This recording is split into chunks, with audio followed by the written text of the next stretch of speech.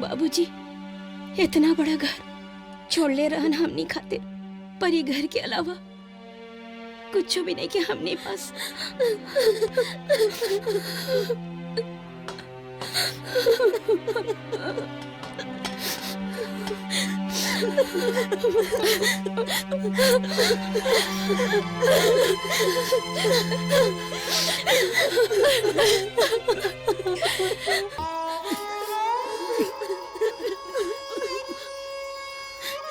मृतक के केहू लड़का नहीं खे? ना पंडित जी, बस हमने 5 बहन मारे जा और कोनो सगा भाई नहीं के। केहू चाचा के लड़का, मृतक के भतीजा केहू तो होखी। भाई लोग ही पटपटदार होखेले ना। ना पंडित जी, ये लोग तो अनजान मुसाफिर हो। और तोहरा गांव घर के केहू ना आइल? मुख अग्नि देवे के अधिकार लेकिन के ना होखेला। काहे पंडित जी? शास्त्र आदेश बा बेटा। भगवान श्री कृष्ण द्रोण से पूछले, पुत्र पत्र भतीजा एकरा में से केहू अगर ना रही तो वर वधु दे सकेला। अगर वो भी ना रहे तो विकट रूप में नारी दे सकीले।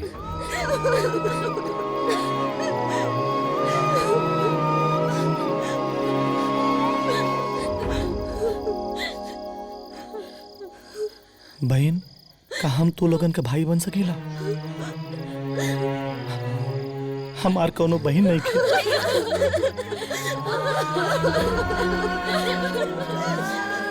ये ममता के डोर से हम बंध गईली बहन। आज से हम अकेले नहीं खे। हमार 5-5 गो बहन बाड़ी। भैया तोहरा जैसन भाई पाके हम सब भाई धन्य हो गए नी भैया, धन्य हो गए नी। पंडित जी, बाबूजी के मुखाग्नि हम देव। ठीक। हमरा के मृतक के बेटा समझी।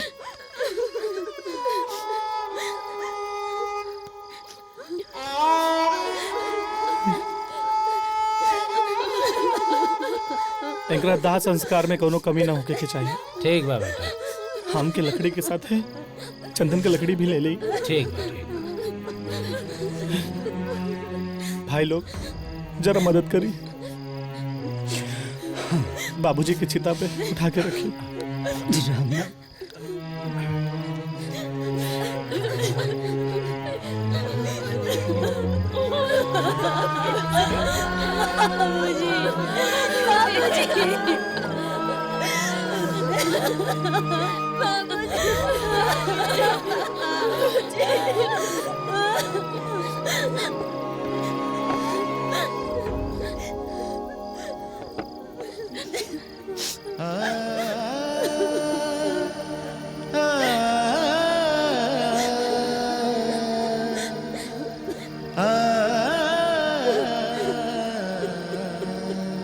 ये ला बेटा।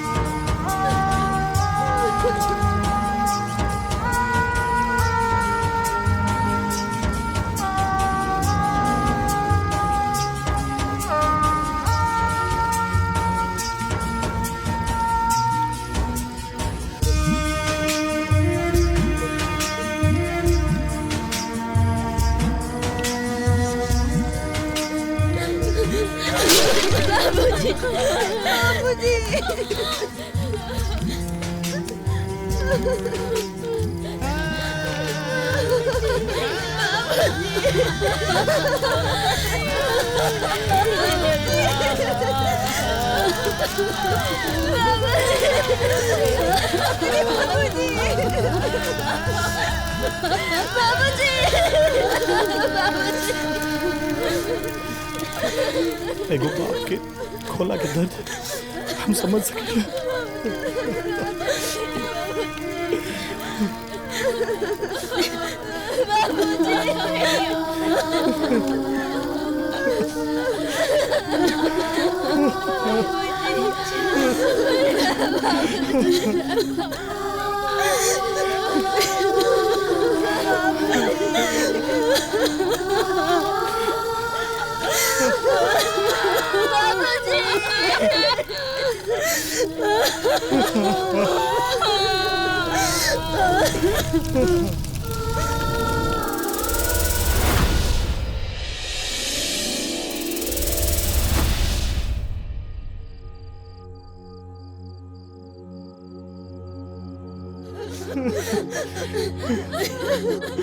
भैया अब हमारे बाबूजी के तो सहारा नहीं है। हमने के सर से आज बाबूजी की साया उठ गई। रात हो गई नहीं हमने।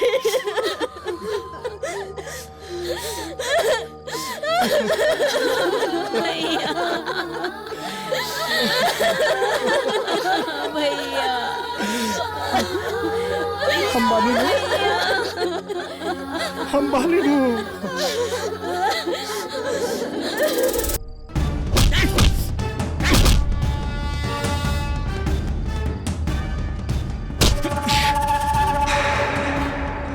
तोरा का जरूरत रहा हीरो बने की? हाँ? जब सुदामा भाई के परिवार के चंद्रभान भैया जब बहिष्कार कर देना समाज से,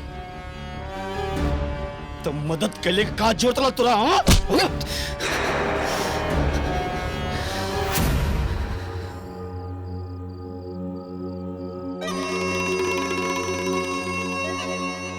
ओह, पूर्व जन्म के कोनो संस्कार रहल कि हमरा के नैना जैसन मेहरारू मिलल हो, तर गईनी हम।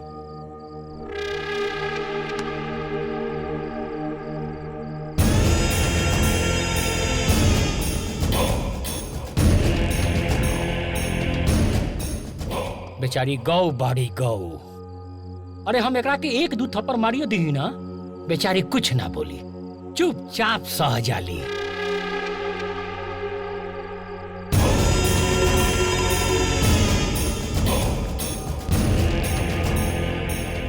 शेखरा तोरा सब मालूम रहे ना,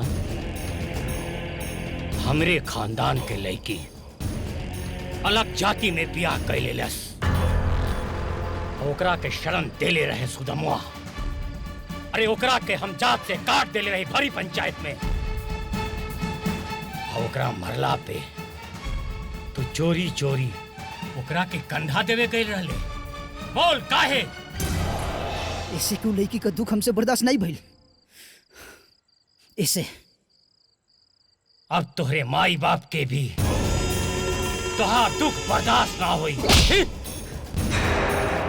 चाटा के जवाब हम दे सकत रही, लेकिन अपने से बड़ा पे हाथ उठावल हमरे माई बाबूजी के दियल संस्कार में नहीं खे। अरे ये तो बहुत बड़ा छोर लगा था।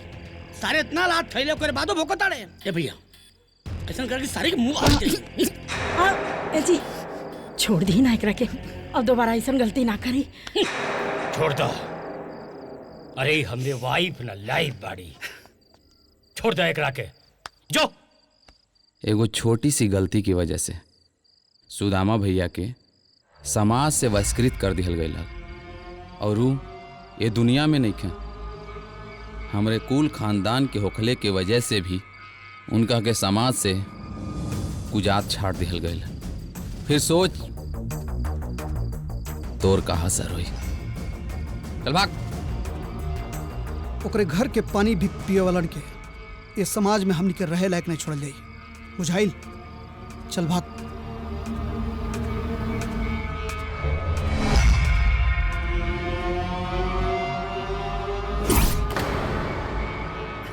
धरत होता माई।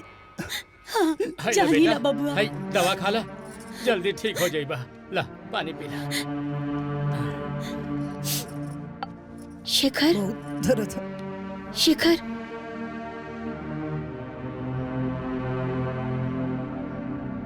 शेखर का तू खाए के चलबा का? तू कंधा दे लाना, हमनी के बहुत अच्छा लागल। का करी माई? बाकी खाए चलता ना तब पितृलोक के बहुत खुशी मिलत।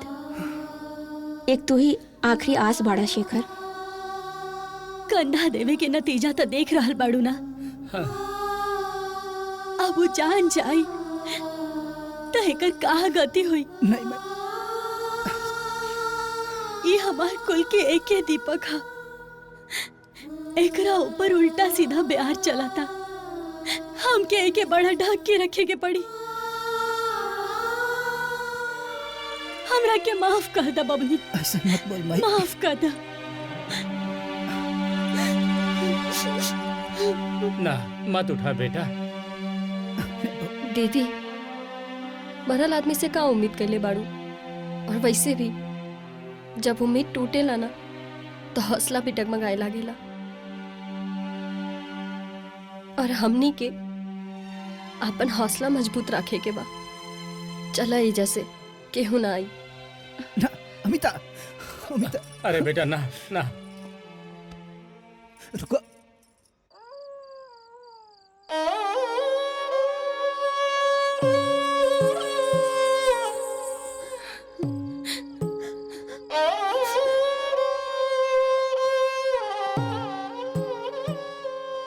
कौनो बात ना बहन, तू लोग चिंता मत करा।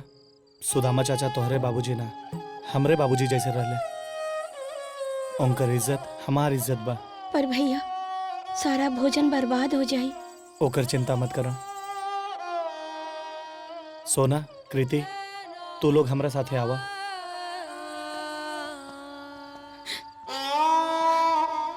तू लोग ही उठाला और हमारे साथे आवा।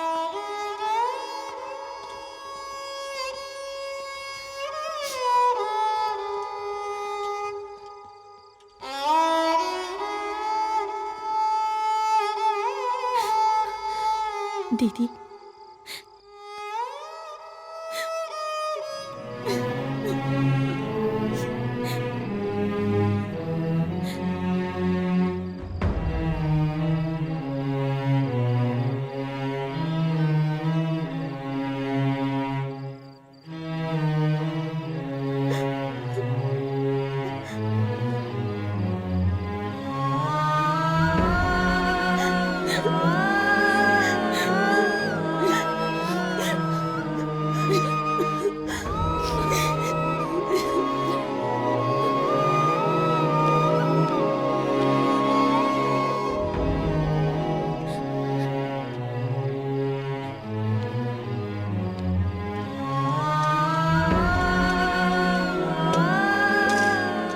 ई खाना के जेकरा के जरूरत रहे ओकरा के हम देके आगे नहीं। मंदिर के बाहर कुछ भूखे लोग रहे उनकरा के हम बांट देनी। और एगो छोटा सा बात बा, कुछ दिन खातिर हमरा के शहर जाके पड़ी। तू लोग अब चिंता मत करिया, तो हर भाई जिंदा बा। जब भी तू लोगन के हमार जरूरत पड़ी हमरा के याद कर लिया। भैया भैया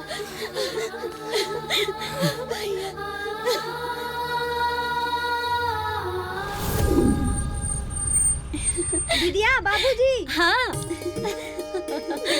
बाबूजी आ गए। बाबूजी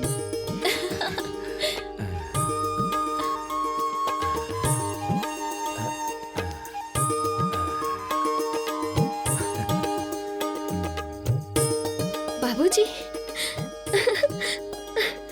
अरे मेरा बच्चा। चला बापूजी बैठी, पानी ली।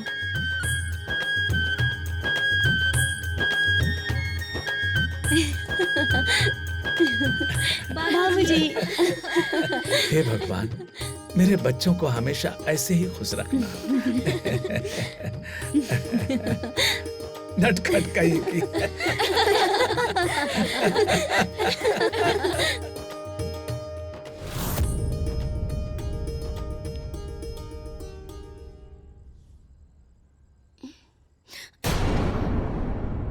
बाबूजी। हाँ बिटिया। बाबूजी कहाँ चल गए रहलन? अरे कहीं ना बिटिया, बस गंगा स्नान करे चल गई रहनी। बाबूजी अब हमने के छोड़ के कहीं ना जाइब ना। हम बहुत बुरा सपना देखनी। हाँ बाबूजी। ए बिटिया, हम दूर रह के भी तोहनी लोगन के बहुत पास बानी। हमरा बारे में तनको चिंता मत करिया। और हाँ, हम तोहनी लोगन के इतना मत सोचा हमरा बारे में कि खाना पीना भुला जा। जा तोहनी लोग खाना खा ला। ठीक बा बाबूजी। बाबूजी, बाबूजी।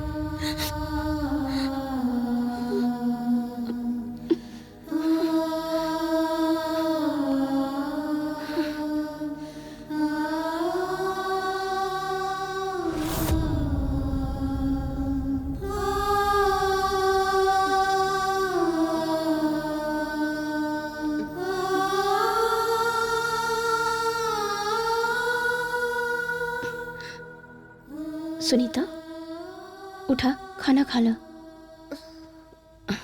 का भइल? चल बाबू, खाना खा ला। ना। सुनीता, देखा, खाए के तो पड़ी ना। ना खाइबो तो बाबूजी के बुरा लागी ना।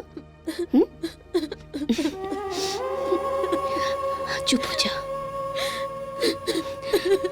उठा, अब चला।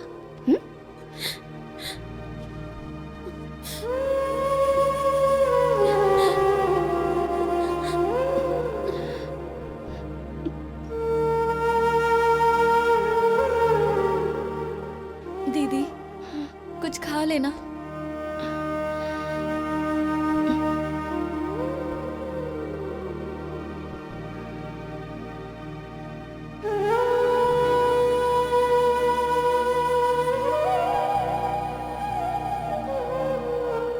खाना ना खैलू का? भूख लगल बा दीदी, हमू खाइब। आवा बैठा।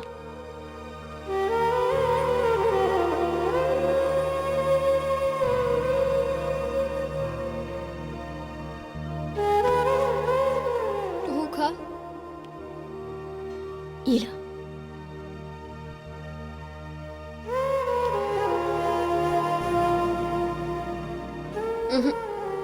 अभी पहले तू खा।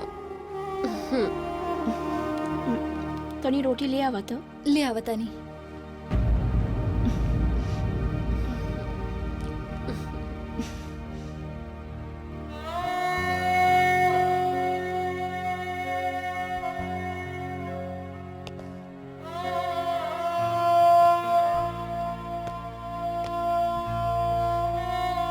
ई का?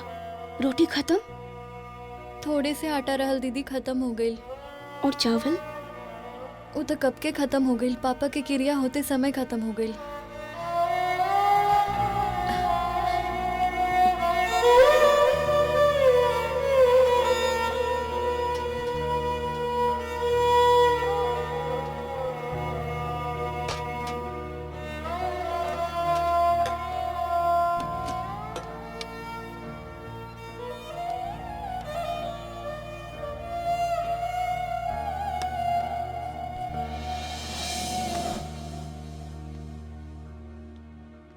सब डब्बा खाली बा।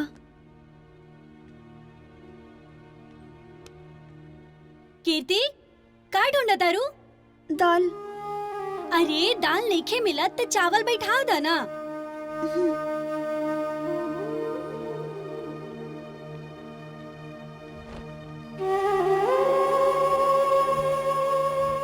चावल नहीं खे। का? चावल भी नहीं खे? हमरा बहुत जोर से भूख लागल बा। 2 दिन हो गल खाना ना खइले। आटा भी नहीं खे ना? ना दीदिया, आटा भी नहीं खे। आटा भी नहीं खे? हमरा तो बहुत जोर से भूख लागल बा। 2 दिन हो गल खाना ना खइले।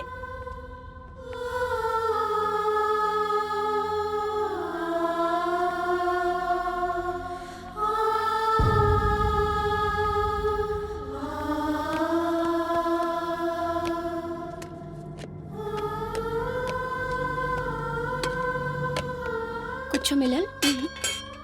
कुछ नहीं खे।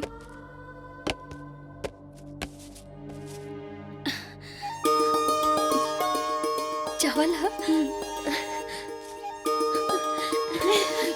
लावा खोल।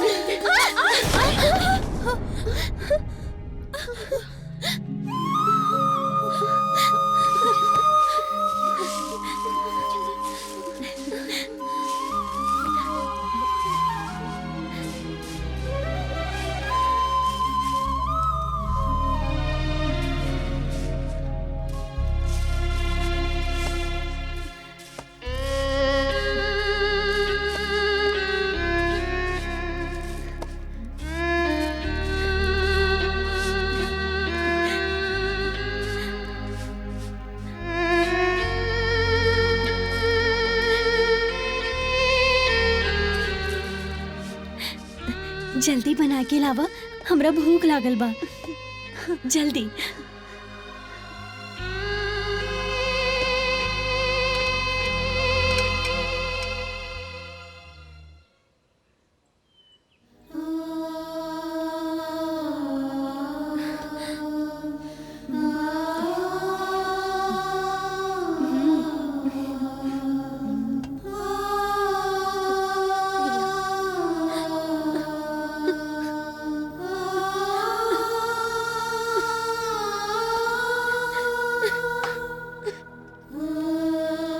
दीदी, इतना बड़का घर होके के कौन फायदा बा जब खाए खातिर हमने के पास दुगो दाना भी नहीं के।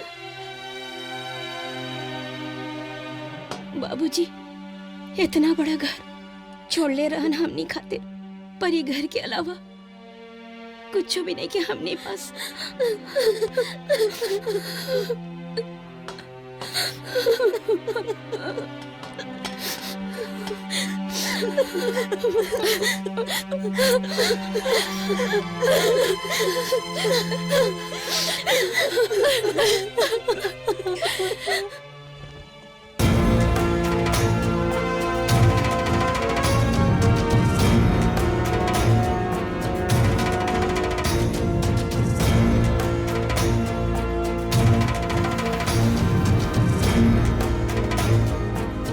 ए भैया, ए सूर्यभान। अरे आ गए नहीं भाई, आ गए नहीं, जल्दी बा हमो के चला चलावा।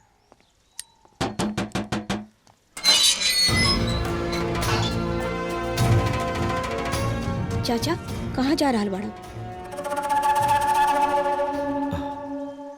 हम मार्केट जात रहनी है, हमरा लेट होता, कौन बात बका? चाचा, हमने के पैसा चाहिए। पैसा? कैसन पैसा? कैसन पैसा? हमार बाबूजी राउर ऑटो 6 महीना तक चलौले बाड़े, उहे पैसा चाहिए। देख लो, हम सुदामा भैया को पूरा हिसाब कर दिल बानी, एको पैसा बाकी नहीं है। ऐसा मत कही चाचा, बाबूजी सब लिख के गइल बाड़न।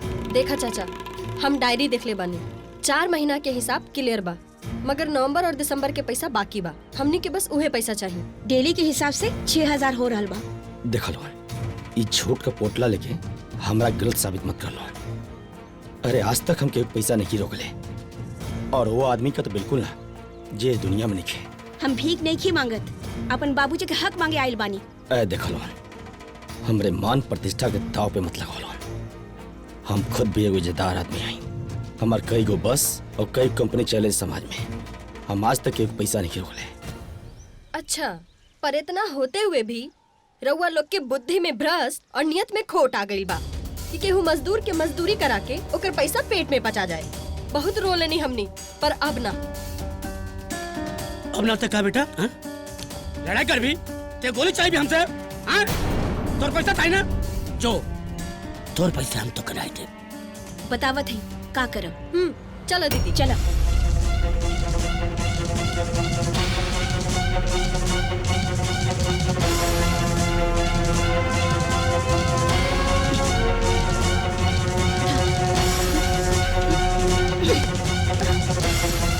वाला उठाओ। रुक जा, ले जा दे के। धावा।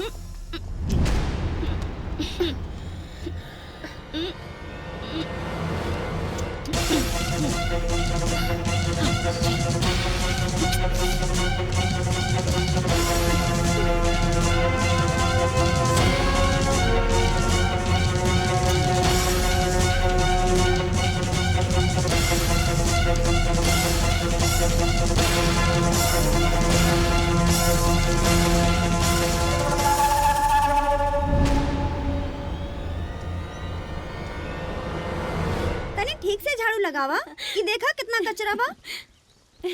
दीदिया लोग आउते हुई हैं। कीर्ति, सोना। इमे का है दीदी? गेहुआ बहुत सुनो, वजन बा। एक अंदर लेके जो। उठावा, उठावा।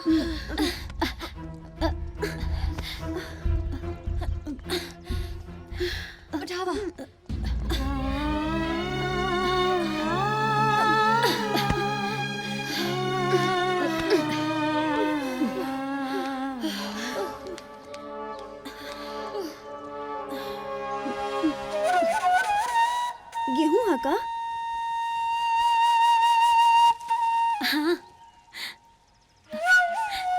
बड़ा मोट दाना बा लेकिन बड़ा गर्दा बा। हम एकरा के फटक देता है। हाँ? एगो काम कर, तू एकरा ले जाके पिसा लाव। लेकिन दीदी आप पैसा? घबरा मत, जब ले तहार दीदी जिंदा बा केहू पे आँच ना आवे दे।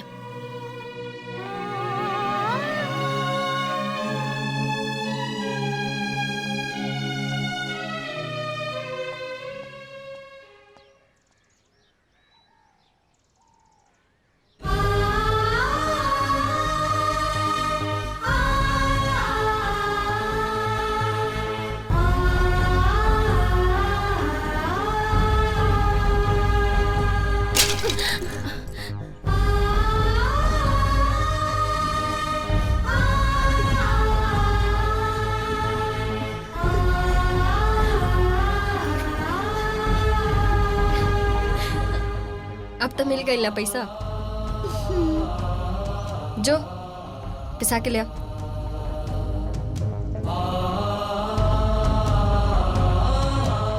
जा।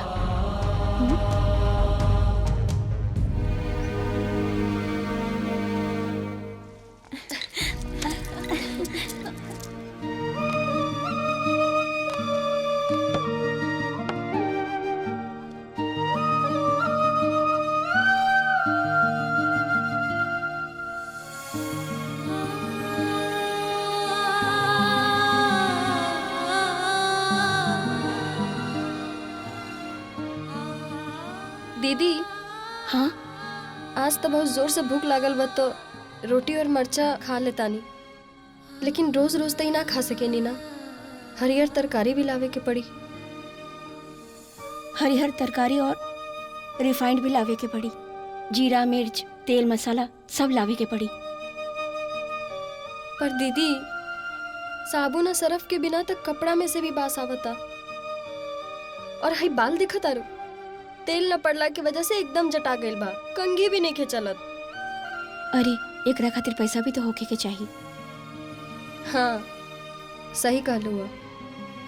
और हमनी के पास तो कोनो पैसा बा ना, जवन गुल्लक में पैसा रहे उहो इस्तेमाल हो गई। अब ना हमनी के पास कोनो एटीएम बा और ना ही कोनो गड़ल खजाना। हाँ अब खुद पे भरोसा करके कुछ तो करे के पड़ी। हम कल भोरे भोरे शहर जाए, कोनो काम के तलाश करे। दीदी हमहू तोरा साथे चलम। हमरा अगर कोनो काम मिल जाई ना तो तोरो हाथ बढ़ जाई और रुचि के और कीर्ति के और सोना के कॉलेज भेज दिहल जाई। हाँ कहता था तू सही बाड़ू, लेकिन एकरा खातिर भी तो पैसा चाहिए ना। ऑटो के खर्चा, नाश्ता पानी, ट्रैवल। अरे ओकर चिंता तू काहे करत आड़ू? साइकिल बा ना, साइकिल में हवा भरवा के हवा खाते खाते चल जाइए। हम बस तोरा साथे चलब, ई तय बा। ठीक बा? ठीक बा। अब तू खाना खा ला।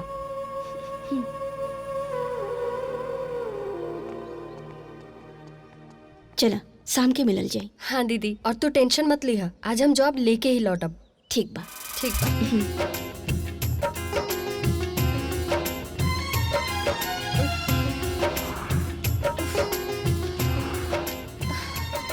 भाई साहब कोनो काम मिली का?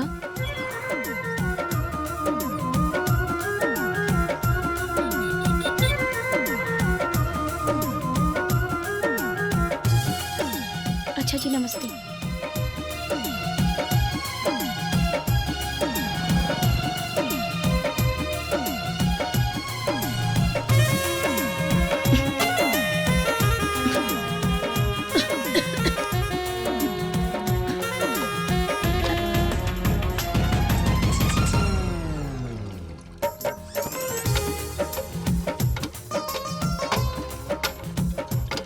छोड़ो बेटा।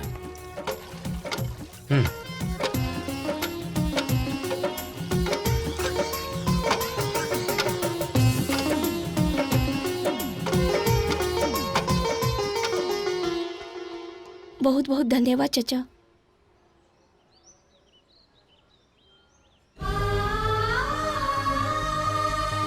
का भाई बेटा? पेट में दर्द हो रहा बा। आवा इधर आवा, चला।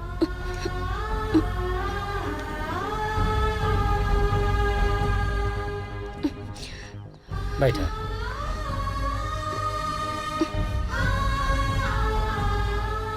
लागत खाली पेट बाड़ू।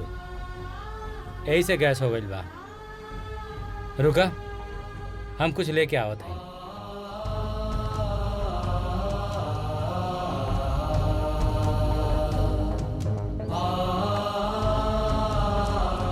ला बेटा, कबो कबो खाली पेट होखला से पेट में दर्द हो जाला बेटा, एकरा खा ला।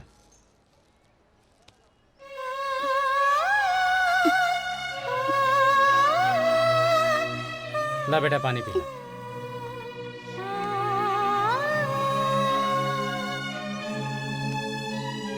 ऐजा केकरा से मिलेगा बा बेटा? केहू से ना चचा, घर में एक भी राशन नहीं खे। हम काम के तलाश में निकलल बानी, हमके समझ में नहीं खे आवत कि का करी। कितना पढ़ले बाड़ू बेटा? 8वीं पढ़ ले बानी चचा। समझ गई नहीं। अच्छा ही बतावा, घर में बच्चा संभाल सकेलू? हाँ। स्कूले छोड़ सकेलू? हाँ। खाना वाना बना ले लू? हाँ। अच्छा देखा, एक जगह बात करत है।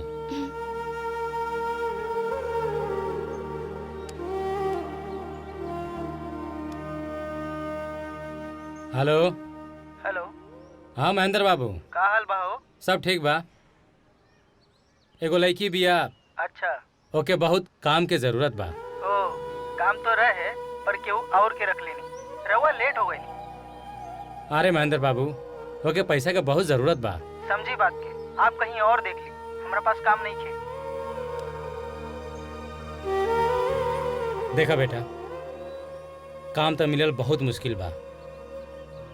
हमरे लगे ई रिक्शा बा, अगर तू चला सकेलू तब बोला।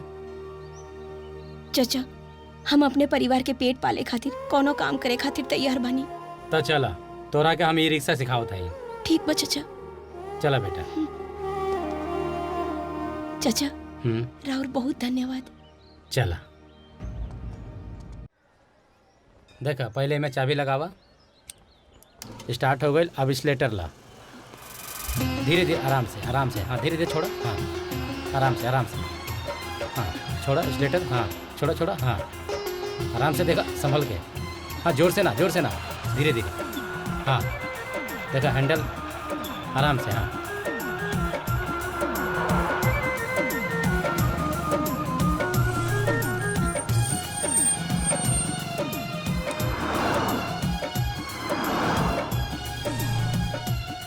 चचा, रउआ बहुत बहुत धन्यवाद।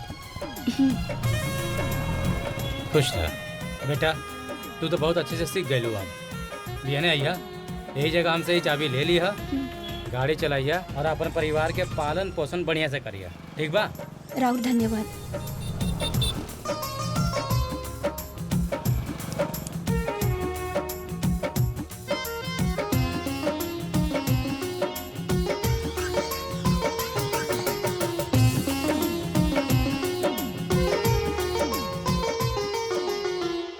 दीदी, साइकिल हमार बन गई का?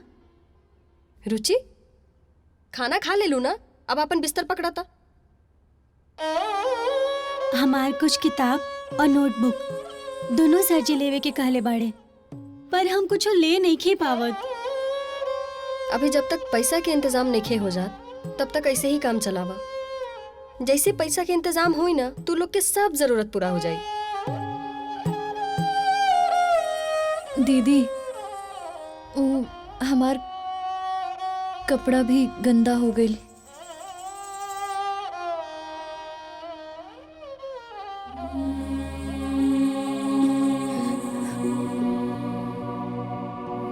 अब कितना परीक्षा लेवा कान्हा, अब हमरा धीरज के बांध टूट रहल बा कान्हा।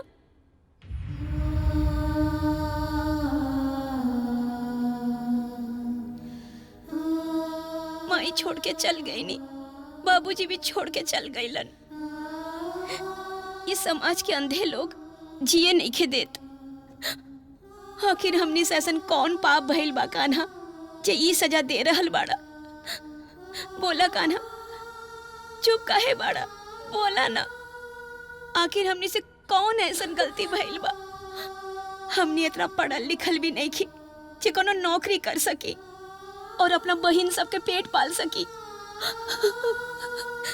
और ये परिवार के खर्चा उठा सकी कान्हा।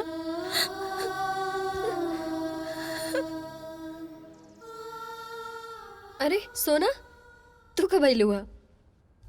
दीदी चाय पीला। चाय? दूध खातिर पैसा कहाँ से आइला? उ जौन 50 किलो गेहूं रहला ना, हमें से कुछ बेच देली। अच्छा ठीक बता। और जौन पैसा मिलला ओमे से तेल मसाला सरफ उरफ लेके आईनी है, और जौन पैसा बचल ओके दूध ले लेनी है। एक काम करा, रुचि और कीर्ति की आवाज लगावा। रुचि दी, कृति। हाँ दीदिया। हाँ दीदी। पकड़ा था का? इतू रखा, इतू रखा पैसा। हाँ, और इतू रखा। बहुत ज्यादा जरूरत पड़े पर ही तू लोग ही पैसा के खर्च करिया, एकदम जतन से रखिया, ठीक बा? ठीक। और ई 2000 रुपया घर के खर्ची खातिर।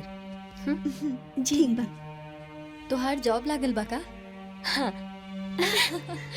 तू लोग के याद बा बाबूजी के अर्थी के उ जो एगो लड़का कंधा देले रहे, वो हमरा के शहर में भेटा गई। वो बहुत बड़का बिजनेसमैन बाड़े।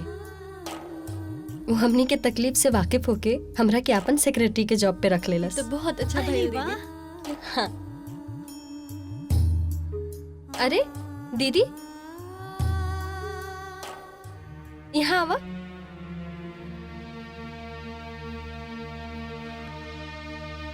ना दीदी, हमनी अब बहुत रुले नहीं जा। अभी आँखी में गम के ना खुशी के चमक दिखाई देवे के चाहिए। और वैसे भी बाबूजी के आशीर्वाद से हमरा के 15,000 के जॉब लग गई है। तू अपन बतावा दीदी।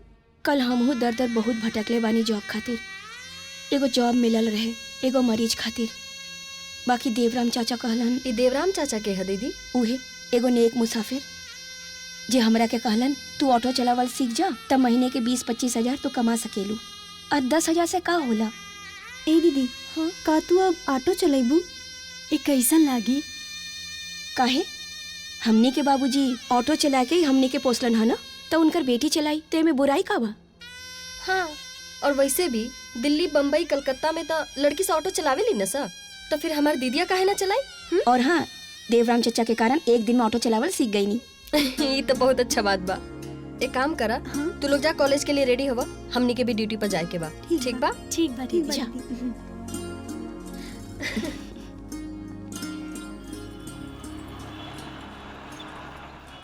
प्रणाम चचा। खुश रहा बेटा।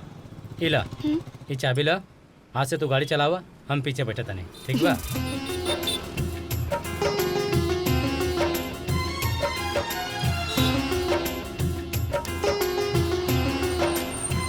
रुका रुका।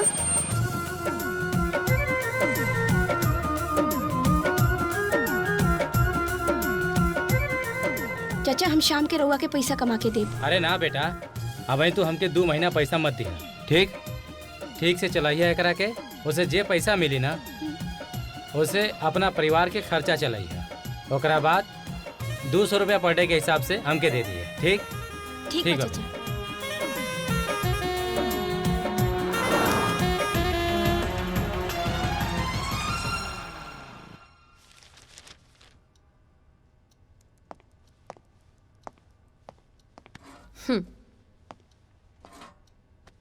नमस्ते। जी नमस्ते। हाउ कैन आई हेल्प यू सर? मेरा काम अभी तक क्यों नहीं हुआ? आपका काम नहीं हुआ? जी नहीं हुआ।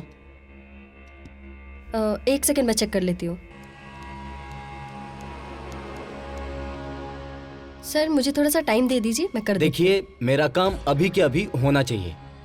बिल्कुल होगा आपका काम, आपको परेशान होने की कोई जरूरत नहीं है। आप बस 2 मिनट रिलैक्स कीजिए। विनोद, आया मैडम। पानी लेकर आइए तो सर के लिए। जी मैडम।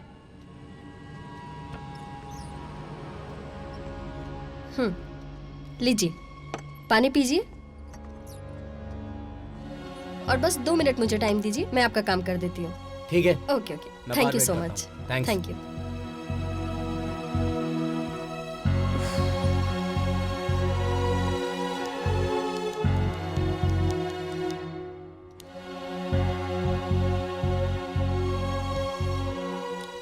बात है। अब चला कॉफी जी। पी जाए। नमस्ते सर। कुछ बोला? कॉफी सर। बोलत का नहीं खूब। Thank you. का कहीं वैसे भी हमरा बोलला से ज्यादा सुनला अच्छा लागेला। तू एजा काम करके खुश बाड़ू ना?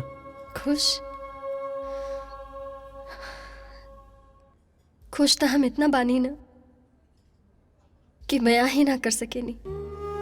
शब्द ही नहीं खे हमरा पास। कहे कि एजा काम करके हमरा जवन प्यार, सम्मान और खुशी मिल रहल बाना वो कबो नहीं खे मिलल। और वो सिर्फ तोहरा वजह से। हम तो एक जरिया बानी, बाकी सब करे वाला ऊपर वाला है। कब कैसे कहाँ कैसे मुलाकात होके वाला हुई देखा ना। तू कौना गांव के, हम कौना गांव के, लेकिन आज देखा एक जा एक साथ एक टेबल पे बानी।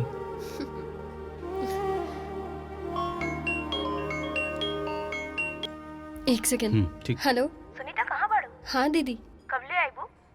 बस 10 मिनट में निकल जाए। गांव के पुल पे तोहार इंतजार करत बानी, जल्दी आवा। हाँ ठीक बा दीदी, हम अभी आवतानी। ओके। ओके। वो दीदी के कॉल। कॉफी पिया?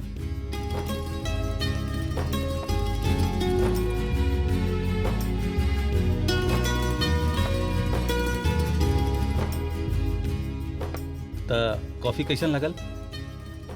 बहुत अच्छा। हम निकली ना, कॉफी तो एगो बहाना रहे। तोरा से एक बॉस के हैसियत से ना, एक दोस्त के हैसियत से कुछ कहल चाहता नहीं। बोली। देखा हमार बात के कुछ गलत मतलब मत निकालिया। बोला का कहे के बा?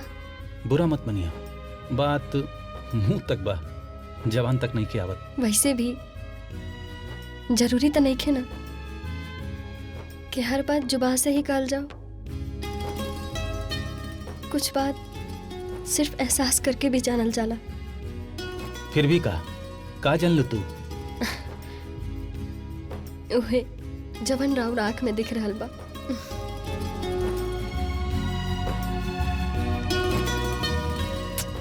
I love you.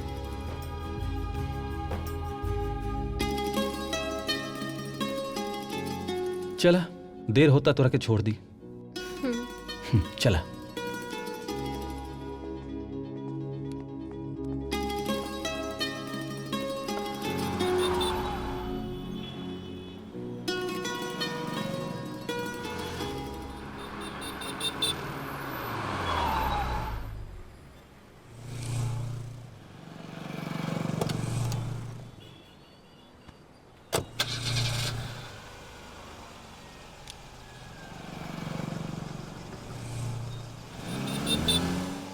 जिंदगी के कसम बा तोहरा के। अरे यार यहाँ का करताड़ी यार, तो कोई नहीं के इतना राती के का करताड़ू। अरे अरे बस बस बस बस, हम ही है यार, मार के कपार फोड़ू का हमार।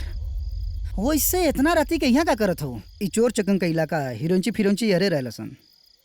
तोहरा के कब से इतना फिक्र होखे लागल? बचपने से जैया से तोहरा के देखत आओ तनी।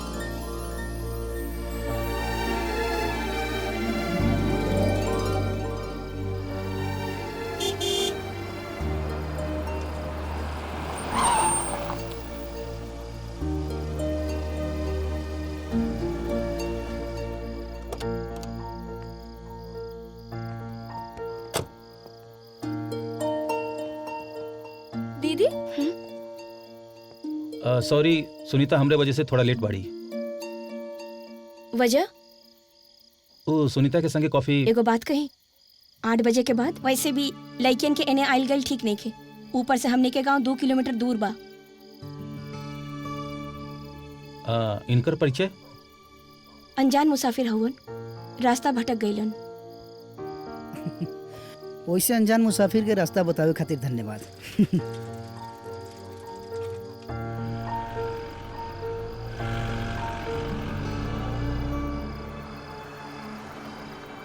सुनीता चलो।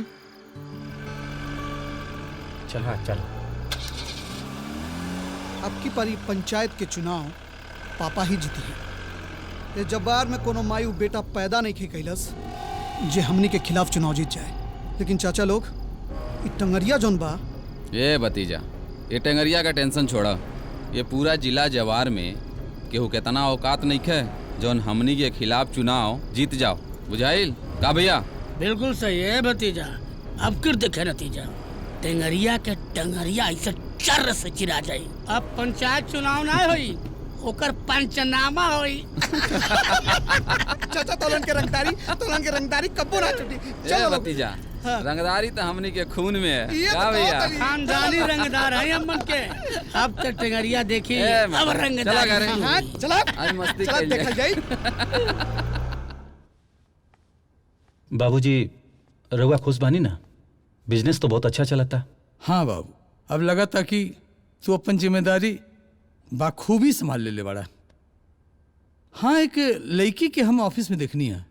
वो लड़की के तू नौकरी पर रखले रहा, ओकरा के देखने की कस्टमर्स डील बड़ा बढ़िया करत रहे। वो जितना अपने ऑफिस के लिए अच्छा साबित होती है, वैसे ही अपने परिवार के लिए भी बहुत सही साबित हुई। बाबूजी कौना लड़के के बारे में बात करता नहीं? ऑफिस में तो 50 गो बाड़ी सन। बेटा, ये बाल धूप में ना पाकल है। कॉफी पिया? खाली कॉफी पिएबा कि बात आगे भी बढ़ी? हाँ?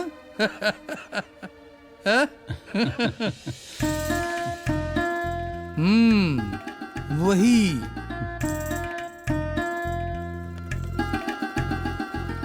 अरे हमारा नादान बच्चा।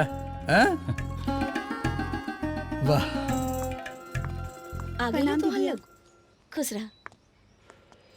प्रणाम दीदी। खुश रह। प्रणाम दीदी। सुना, तू लोग कॉलेज जा। इला तोहार कॉलेज के खर्चा, ई तोहार कॉलेज के खर्चा, और ई तोहार। खूब मन लगा के पढ़ाई करिए लोग। अब चला जल्दी जा कॉलेज। बाय दीदी। बाय बाय बाय दीदी। खुश रह। Thank you. ई सही बात बा, हमने के मन लगा के पढ़ल जाई। ठीक बा? हाँ तो बदमाशी तो तुम ही दोनों करेलू ना। हाँ हाँ तो यही से कहा था कि संभल जाना, तो दो चार चाटे लागे ना तो ठीक हो जाइबू। हम कितना बार समझेले बानी तू दोनों के कि बदमाशी मत करा।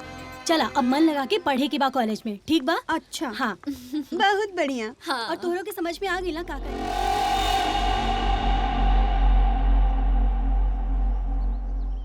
हाय, इतना दिन बाद तू कॉलेज में आइल बाड़ू।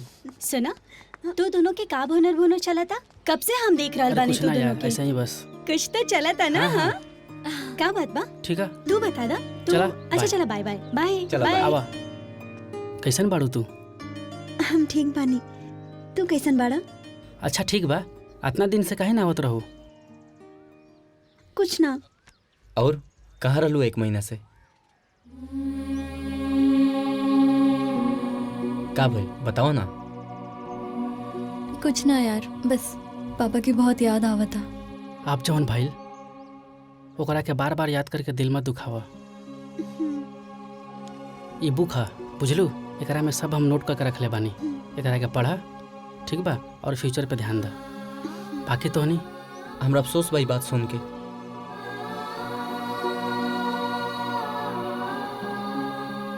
पापा के बिना पूरा जिंदगी सुनसान लागता। वो रहलन तो सब कुछ अच्छा रहे, उनका जाते सब कुछ बिखर गई। देख, धीरे धीरे मन के मनावे के पड़ी। और तू कभी भी अपना आप के अकेला मत समझिया, हम बानी ना।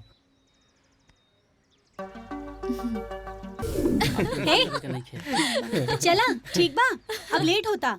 चला आजा। हाँ हाँ लेट होता, चले के। चला बाय। चला बाय। बाय। राउर कृपा से ये जिंदगी के सफर बहुत अच्छा कट रहल बा। कहाँ टूटल फूटल खटिया पे दिन कटत रहे, कहाँ आज एगो आलीशान बंगला में जिंदगी कटत बा। लड़का जब अपना पैर पर खड़ा हो जाला ना, मेहनत, जुनून और ईमानदारी के साथ अपने काम के संभाले लगेला, तब बाप के सीना 100 गुना चौड़ा हो जाला। सब राउर कृपा बा। रवा सब देनी, कोनो कमी ना रखनी है। पर रह रह के मन के एके गो बात स्थिर नहीं रह देत कि हम अभिषेक के शादी ना करनी है। ओकरा खातिर कोनो अच्छा लड़की मिल जाए। पापा। हाँ हाँ हाँ, आवत ही बाबू।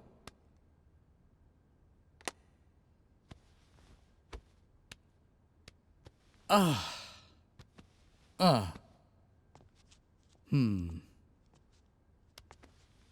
पापा। पापा। हाँ बेटा, बैठी। ये रहुआ का करता नहीं आजकल? का भइल?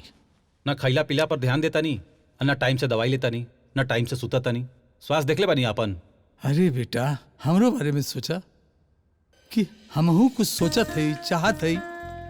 ए घर में वंश पढ़ाए वाला केहू चाहे कि ना? का हुई पैसा अटारी सानो शौकत, हाँ? ई बाहर में तुलसी चौरा में पानी देवे वाली केहू चाहे कि ना? जे घर में एगो गृह लक्ष्मी निके, ए बेटा बियाह कर ला।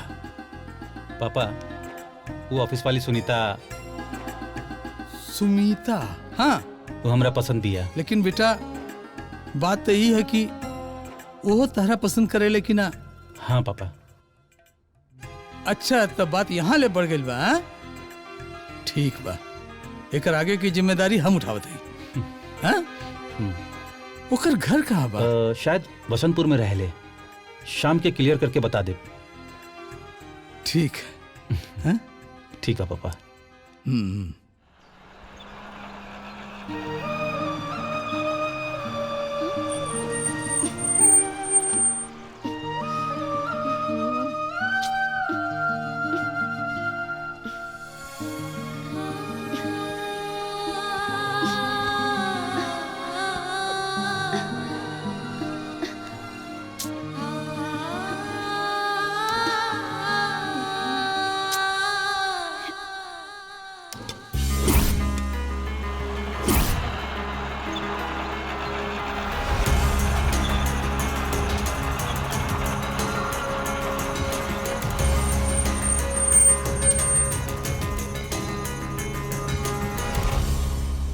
ये ऑटो ही ना, जिंदगी के पहिया चलावे खातिर एगो अच्छा साथी के जरूरत पड़ेला अमिता। जे खुद के भरोसा ना जीत सकेला, वो हमार भरोसा का जीती? हमके मौत से तनको डर नहीं है। हम तो सिर्फ और सिर्फ खामोश बानी अपने माई या बाबूजी के मुंह देख के। हाथ छोड़ा हमार। ये हाथ ना छूटे। हम कहने हमार हाथ छोड़ा। ये हाथ इतना आसानी से ना छूट सकेला अमिता। ये हाथ ना हमने के जन्मों जन्मांतर खातिर बंधल एगो बंधन है।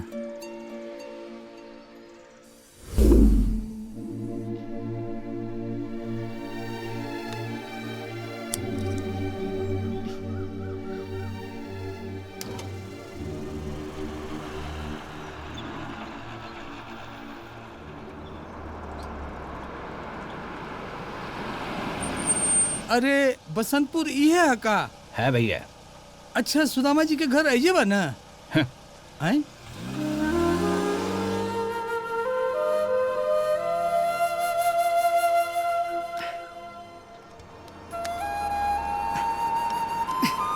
ए बाबू, ए बाबू। अरे जी चाचा। सुदामा जी के घर ये गांव में ना बा? सुदामा जी? अरे सुदामा जी तो मर गए नहीं चाचा। अरे हाँ, उनका लड़की लोग बाड़ी ना, सुमिता अमिता। हाँ हाँ हाँ, उन्हीं के घर जाएगा बा। अच्छा, का काम बा? अरे कुछो ना, अपन लड़का के रिश्ता लेके जाते ही। रिश्ता? हाँ, यहाँ से दाएं मुड़ जाइए चाचा। अरे ना। हाँ ठीक बा बाबू, चलो। कहीं अमिता के रिश्ता? ना ना।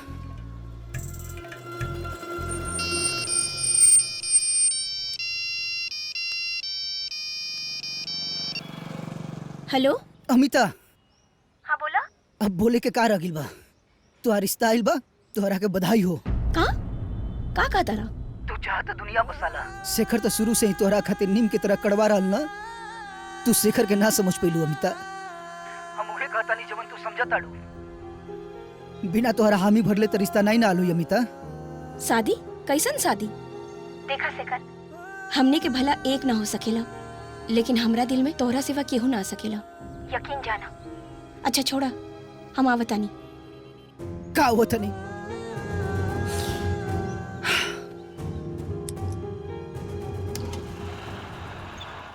ए बदमाश, ई तू लोग सुमिता के बहन बाड़ू ना? जी जी जी, आपके परिचय? वैसे अंकल जी रहुआ जे भी है, पहले आई बैठी पानी पी फिर बात बताइए आप। हाँ, बैठावा लो। जी लो लो, आई बैठिए अंकल जी।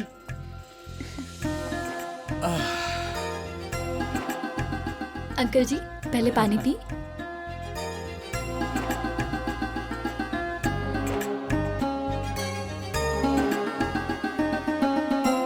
हम अपना बारे में का परिचय दी? हमार छोट मोट मिनी बाजार चलेला, उहे का मालिक है। सुमिता हमरे यहाँ काम करेली। अच्छा। हाँ।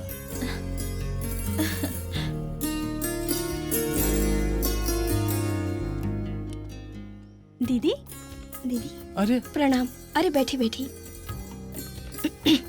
हमरा ख्याल से रवा सुमिता के बड़ बहन अमिता बानी। जी। और बड़ बहन होला के नाते एक घर के गार्जियन भी बानी। हम आप ही से मिले आयल रही। हमारे एक छोट मोट मिनी मार्ट बा, जेकर पूरा करता धरता सुमिता बाड़ी। पूरा कस्टमर से डील करल, पेमेंट करल, बिजनेस ग्रोथ के देखल, सब उहे करेली। सबके जिम्मेदारी वो अपना माथा पर उठेले बाड़ी। हमार लड़का अभिषेक और सुमिता दोनों एक दूसरे के बहुत पसंद करेला। ए खातिर हम अपन लड़का के रिश्ता राउर बहन के साथ करे चाहतानी।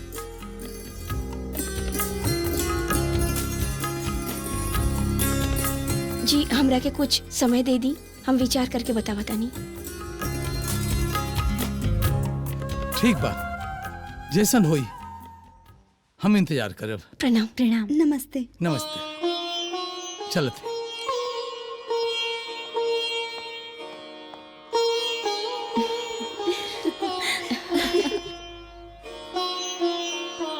रुचि, कीर्ति, दीदी आ गई तू? हाँ। वैसे अभिषेक तोहरा के पसंद बा ना? दीदी अभिषेक वैसे हमरा तोहार पसंद पे पूरा भरोसा बा। उ लड़का तो हमके उहे दिन पसंद आ गेल रहे, जौना कीमती समय निकाल के एगो अनजान आदमी के अपन बाबूजी के कंधा देले रहलन। ए दीदिया, एगो बात बोली का? वैसे जीजा जी बड़ा हैंडसम बाड़े। सुनीता दीदी के सामने फीका पड़ जाई है। वैसे दीदी प्रपोज के केले रहे, पहले तू या जीजा जी? हाँ। देखिए, ई शादी तो बहुत धूमधाम से हुई, काहे कि बरसों बाद ई घर में कोई शाही बारात आई। केहू आवे चाहे ना आवे, बाकी अपन आस तो पूरी हो। लड़का तो तू बहुत अच्छा चुन ले बाड़ू। बहन, जब स्टेज पर जयमाला हुई और पंडित जी के मंत्र के साथ साथ फेरा हो जाए, तब वर वधू के देख के माई बाबूजी कितना खुश हुई हैं।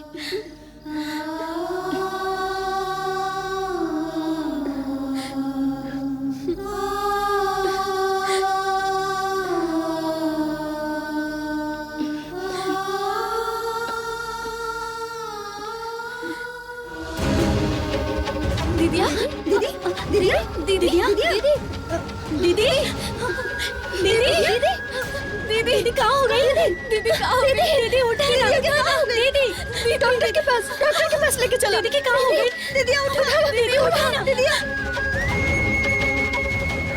बेटा बाबूजी, वहाँ मत जा बेटा, वो लोग बहुत खतरनाक आदमी हवे। अरे तोके तो याद बा कि एक बार तोहरा ऊपर कितना अत्याचार कइले। बाबूजी अगर हम नहीं जीत तो ओकर जान खतरा में बा। आ केहू के मदद कइल बुरा ना होला। अगर ओकरे बदले हमके मौतें मिल जी तो ठीक बा, लेकिन हम जाइब जरूर। अरे रुक जा बेटा, रुक जा। दीदी, दीदी, दीदी कहाँ गई? खोला ना दीदी।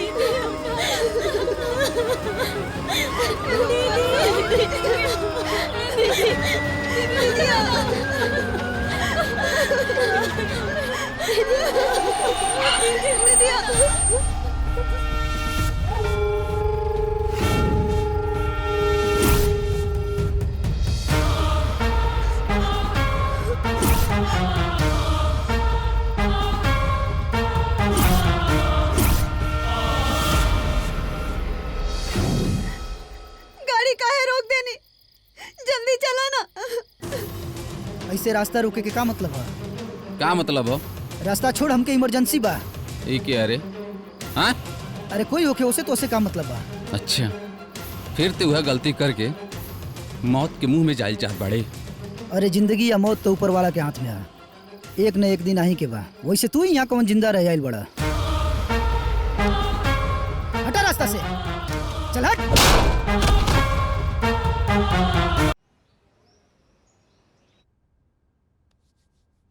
ए दीदिया, खून वगैरह सब ठीक से चेक भइल रहे ना? और दीदी डॉक्टर रिपोर्ट देख के का कहला सा? कुछ बोलत काहे नहीं खू? दीदी ई खाला एकरा से तोरा की ताकत मिली। उठा।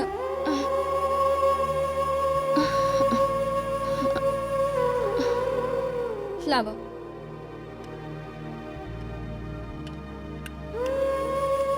चलो मुंह खोला।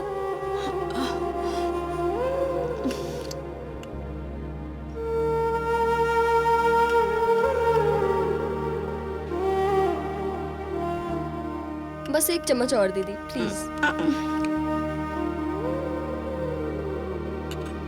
इला दीदी इला दवा पीला।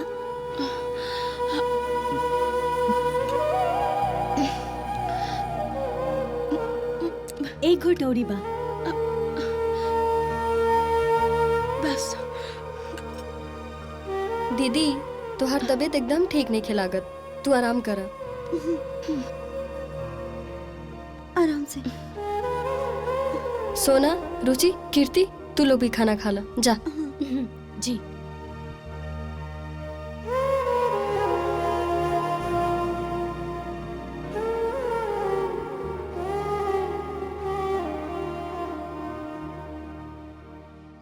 हाय कृति। हेलो। हेलो।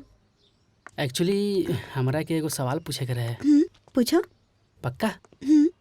मान ला कहीं से एगो आदमी खुशबू आवत रहे, बाद में जाकर देखलस कि वहाँ एगो सुंदर फूल बा, और वो आदमी के फूल पसंद आ गल त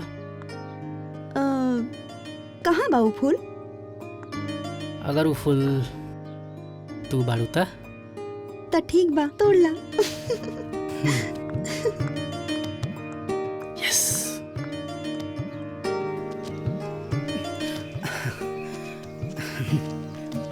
अमिता, ले जासन जासन, भाग भाग भाग भाग। अमिता अमिता अमिता, सुना, हमके तोहरा से कुछ जरूरी बात कहे के बा। अमिता,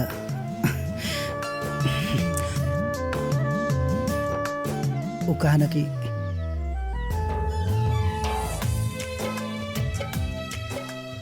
हम तोहरा के पसंद करी ना।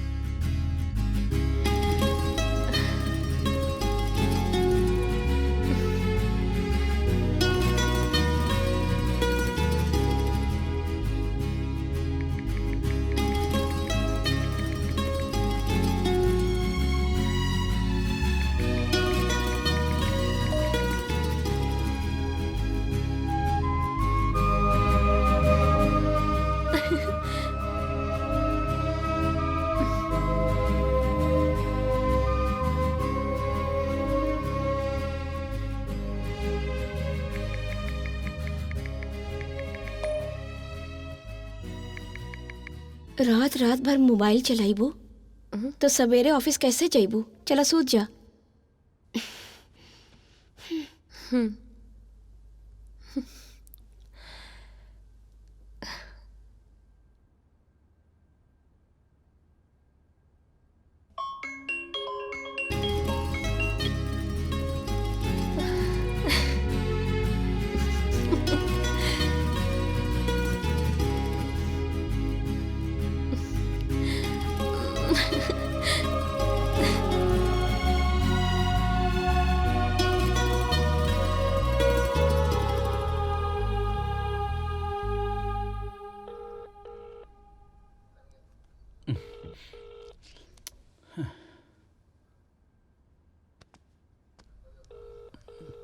फोन उठावा, फोन उठावा।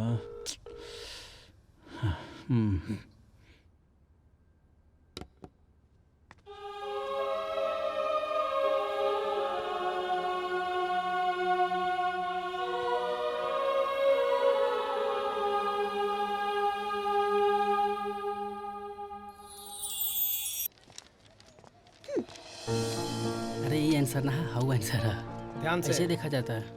हम चाहते हैं चला कहीं घूमे। सच्ची में कॉफी पिए चल जाओ।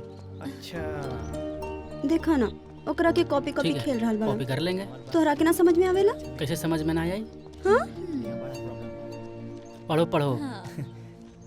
तारा प्यार समझ में ना आवे। ए लेके सब फोन बाड़ी तोहनी के पता बा? देखा ये तोहार बसंतपुर पंचायत ना है जहाँ तोहार हुकूमत चली। ये कॉलेज है कॉलेज। यहाँ पे हर स्टूडेंट स्वतंत्र बा, पढ़े में, लिखे में और कुछ करे में। मुंह तकला से ना सवाल के जवाब ना मिल जाई। जवाब देवे खातिर मुंह खोले का पड़ी। बोलत काहे नहीं खा? मुंह में दही जम गइल का? ए लड़की के तो हमनी कुछ हैले हैं सब।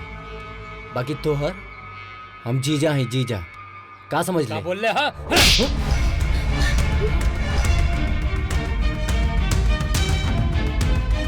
हमने भी स्टूडेंट है, कुछ भी कर सके नहीं तो कर देनी। चल रहे।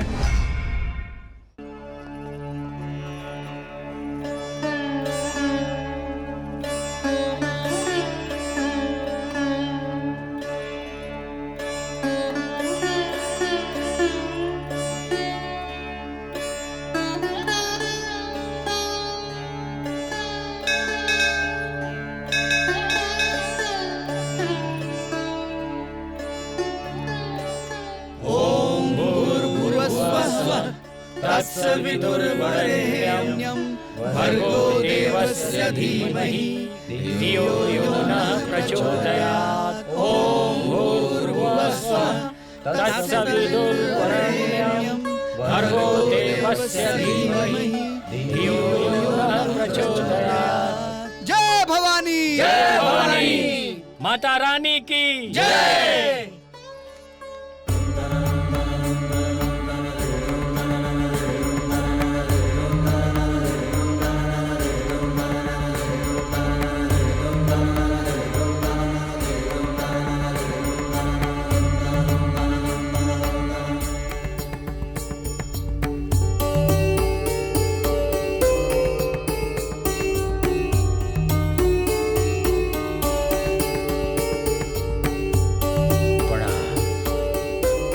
खुश रहे, जोड़ी बनल रहे। नैना, हाँ आज हमनी के शादी के 21वीं सालगिरह बा।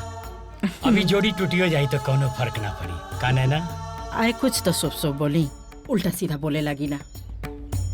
पंडित जी, नैना हमरी आंख बाड़ी, आ विश्वा हमरे सांस। अतनी विश्वा के कुंडली के देख दी ना। ठीक भाई। चला चला हम चला।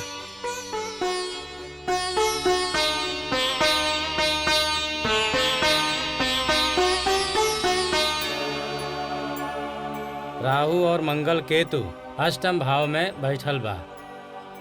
बस बस पंडित जी, हमरा के अब न डराई। अरे हमरा और हमरे परिवार के कुछ ना हुई। चंद्रभान के ऊपर चंद्रमा छतरी तान के खड़ा बाड़े।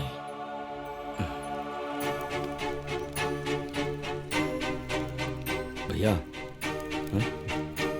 लड्डू, जी भैया। भाभी के लेके घरे जा, हमरा के बहुत काम निपटावे के बा। ठीक बा। आराम से भाई, ठीक से जइया। आई।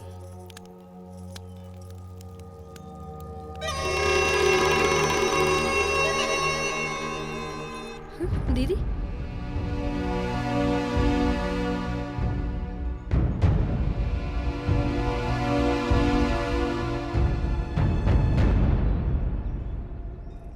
सूरज भान, ये लोग हमरे खिलाफ इलेक्शन में खड़ा हो रहल बा का?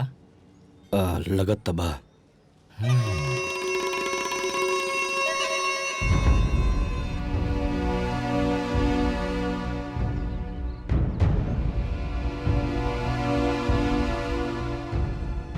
रसरी जर गई लेकिन ऐठन ना गई।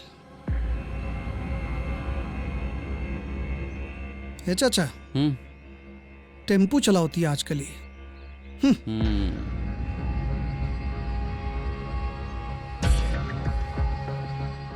का करब, अभी ये सब देखल बाकी रहला। मर्दे के साथे बैठा, मर्दे से भाड़ा वसूला और मर्दे से बात करा, और एक दिन देखिए लोगन उ नानक साथे भाग जाइए सन।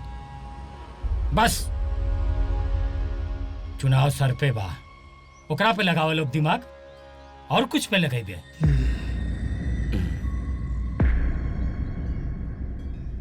खुश रहा, खुश रहा। पंडित जी, ऐसे ही रहुआ हमनी पर आशीर्वाद बनौले रही। टंगरिया हमरे खिलाफ चुनाव लड़ रहल बा, ओहो मंदिर में आवे वाला बा हवन करावे खातिर। चिंता मत कर भैया, सब ठीक हो जाएगा। ला बेटी, ले जा। प्रणाम खुश रहा, पंडित जी। जियत रहा, जियत रहा। प्रणाम तब चल जा। प्रणाम। जियत रहा बेटी। ए पंडित जी, ऐसे कैसे आशीर्वाद देने के लिए जिंदा रहे क्या? हाँ, अरे आशीर्वाद दी कि कुल मर जा सा। हमारे खानदान का इज्जत खा गई सा, लोक लाज सब कुछ जन बाटे बेशरम की तरफ खा गई भली सा। सुदमा भय का आत्मा भी जन बाना ऊपर जाके रोवत हुई। अरे कुल का आशीर्वाद ही दी कि जल्दी जल्दी मर जा सा। सुदामा भैया, वाह, आज तोहार मुंह से सुदामा भैया सुन के बड़ा अजीब लग रहल बा। आज स्वर्ग में सुदामा भैया ये सब देख के कहत हुई हैं, हमनी के पांचों बहिन कैसे खुजात की जिंदगी दर्द भरी घसीट घसीट के जी रहल बानी। और वैसे भी ऊंच नीच छोट बड़ के बीच बो के तू लोग खुशहाली के फसल उगावल चाहता रहा। तई तू लोग के भ्रम बा। अब हमनी बहिन के ना जिंदगी पटरी पर आ गइल बा, और हमनी सब ना ऊपर चल पड़ल बानी। रोके के होखे तो रोक के दिखा दिया। पंडित जी, बहुत जीभ लपलपा के बोल रहल बिया। रउआ अपन आशीर्वाद के वापस ले ली, बड़ लोग के मुंह पे कालिक पोत रहल बिया। इतना मन मत बढ़ाई पंडित जी। चुप चुप रही, ब्राह्मण का आशीर्वाद दिया हुआ फिर वापस नहीं होता है।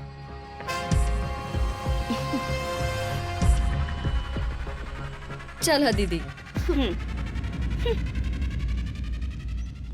पंडित जी, बड़ बड़े होखेला, छोट छोटे होखेला।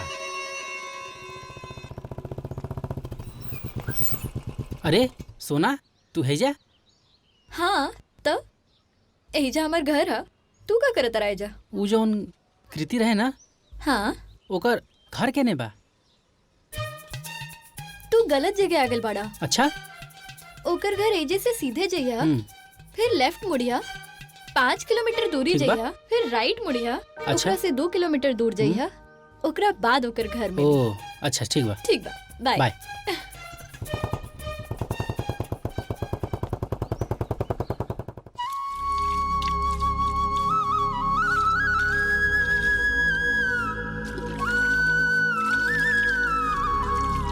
दीदी, हाँ ये कृति घर है?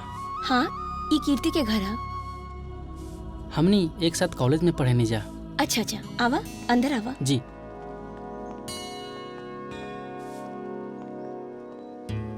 बैठा। अच्छा ई बतावा, के बाड़ा तू और एजा काहे आइल बाड़ा? वो का बना दीदी कि हम की कृति।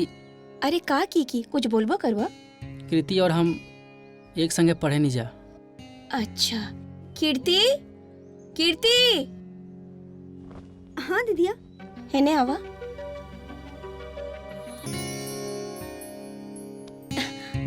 अरे कहाँ खो गईला? अरे अरे सुना था।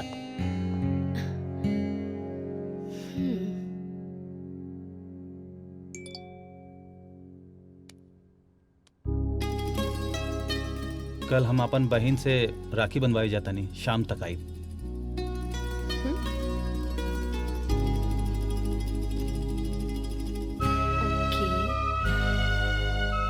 राखी काले बाटे।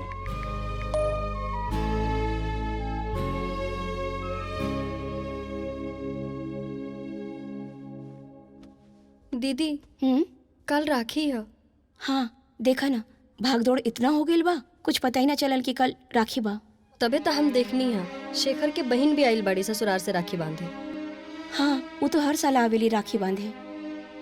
जगन और बबीता के बेटी भी दुआरा पर दिखाई देत रही है। अब समझ में आई कि वो सब राखी बांधे आइल बड़ी। पर हमने के राखी बांधल जाए?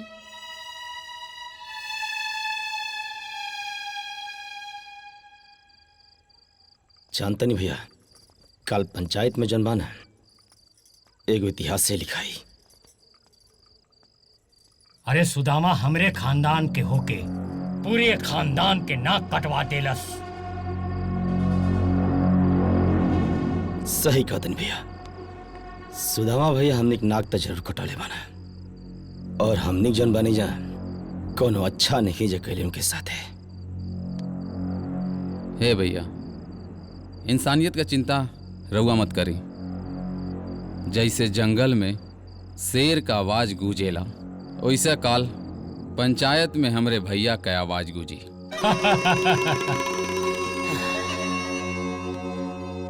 भैया चिंता जन करी, काल के पंचायत ठाकुर खानदान के अंतिम पंचायत हुई,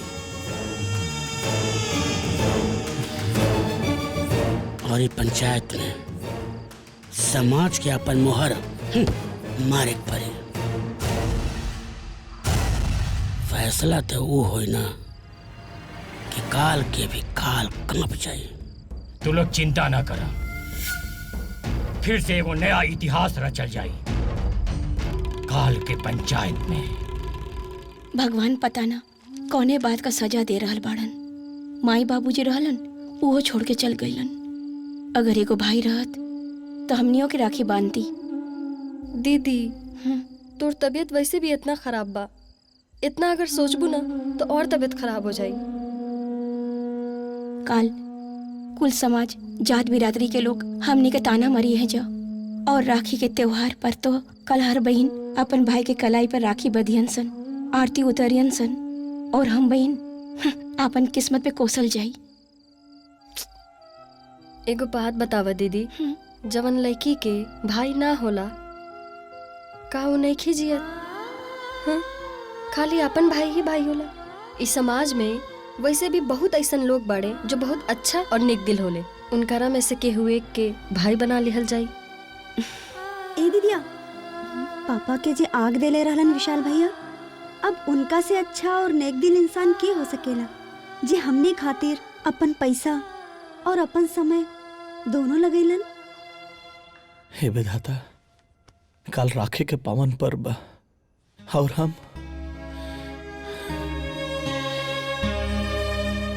हमारा जीवन में काली दुनिया कलाई पे राखी मानी और हमार कलाई सूखा रही। पर ओकर फोन नंबर और एड्रेस कैसे मिली? पर उनकर विजिटिंग कार्ड हो सकेला होखी, काहे कि एक दिन पापा के बैग हम चेक करत रहनी ता हम देखले रहनी। दीदी यानी हमनियो रक्षाबंधन मनाई।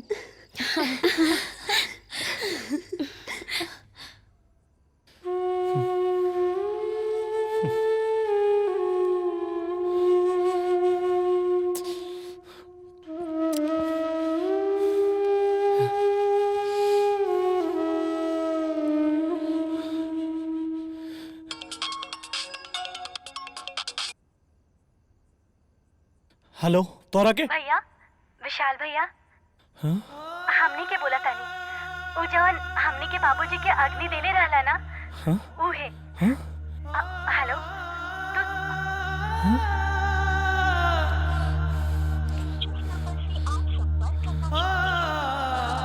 हम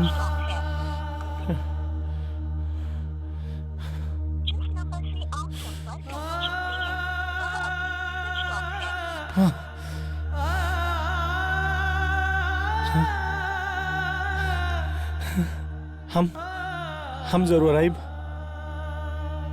हम जरूर आइब बहन। ए भगवान तो हर शुक्र बा अभी कलाई सुना ना रही।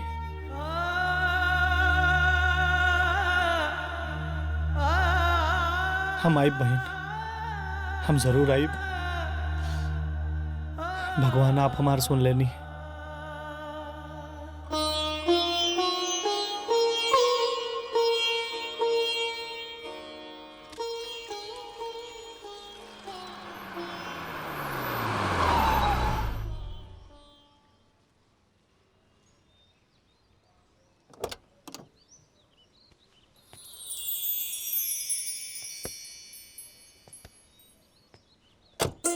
विशाल भैया, विशाल भैया आ गए ले। दीदी भैया, दीदी। अरे ना ना ना भैया कैसे बानी भैया? दीदी दीदी विशाल भैया आ गए ले।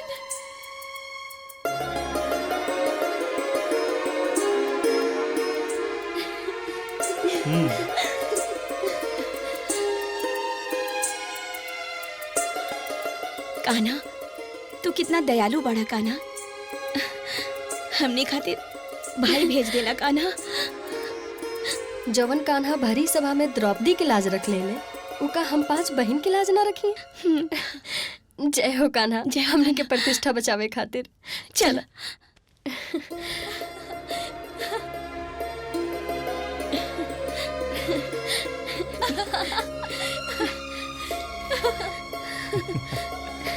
भैया। अरे ना भैया कैसे बानी? तो राखी बांधल जाओ। बिल्कुल।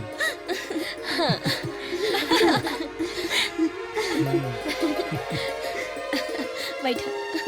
रुचि जाके तनी जल्दी से चादर ले। हाँ आ दीदी। जा। हाँ हटा। अरे भैया। अरे हम भी मदद करब। भाई तू रह दे। बैठा भैया, बैठा बैठा।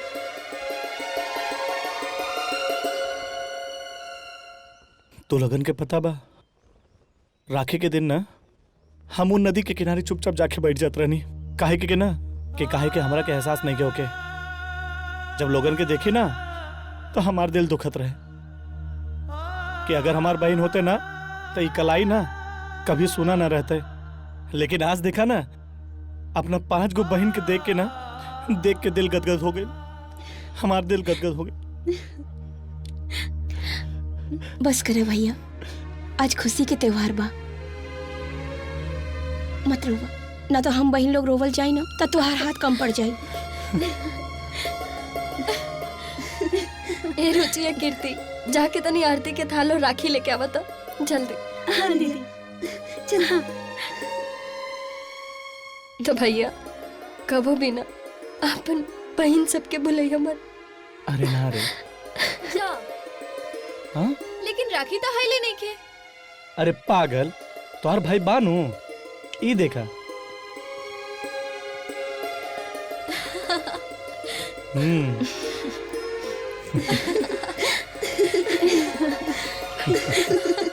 बेटा ठीक से जइहा, मन लगा के पढ़िहा। ठीक बा। हम जीवन में यही सोचले रही हमार बेटा बड़ होके अफसर बनी। आई सब पंचायत उंचायत से दूर रही जी। हाँ हाँ आज तू हमार सपना पूरा करे जात पाड़ा। ठीक बा बाबूजी, आशीर्वाद दी। जी अब बनल रहा। माई तू आशीर्वाद दा। खुश रह बेटा। और हाँ अपन ख्याल रखिया। बाबूजी दरोगा बन के आइब हम। जा जा जाके फोन करिया बेटा। एकदम एक आध हफ्ता में कॉल करब आपके। हमार बेटा दरोगा बनी, हमार बेटा हमरे सपना के पूरा करी जी। हाँ। आज हम बहुत खुश बनी। हाँ हमार बेटा बहुत बड़ पद पे जाई। हाँ चला। सुनो सुनो सुनो, आज गुरु पूर्णिमा के दिन है। हमनी के मुखिया जी एगो फैसला सुनावे वाला बाड़े, तो रउआ लोग के वहीजा आवल बहुत जरूरी बा। हाँ, आइल बहुत जरूरी बा रउआ लोगन के। मुखिया जी के फैसला स्वीकार करी रउआ लोगन। हाँ, आइब आइब जरूर आइब रउआ लोग। आज के दिन हम फैसला सुनावे ना सजा माफ करे आयल बानी। समाज में केहू के ऊपर लागल प्रतिबंध हटावे आयल बानी। ई प्रतिबंध के हटावल पुण्य के काम बा। आज हमरे दादाजी के पुण्य तिथि बा। हम जे कुछ भी बानी अपने दादाजी के वजह से बानी। तोरा लोग के मालूम बा ना, आज से 4 साल पहले सुदामा के घर में प्रतिबंध लगावल गईल रहे। हुक्का पानी हम बंद कर देले रहली। हुक्का पानी के चालू करत बानी हम अपने समाज में सुदामा के परिवार के मिलावत बानी।